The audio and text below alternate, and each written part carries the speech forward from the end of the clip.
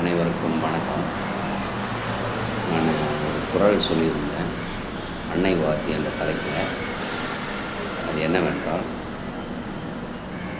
தனக்கு இல் அல்ல ஆயினும் அன்னை தன் மகற்கு அல்லால் தனக்கது தான் கொள்ளல் அரிது அப்படின்னு.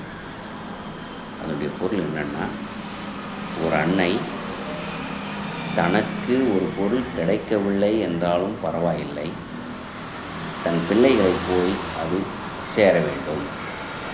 அவர்களுக்கு இல்லாமல் ஒரு அன்னை தான் எடுத்துக்கொள்ள மாட்டார்கள் என்ற பொருளில் அது எழுதியிருக்கிறார்.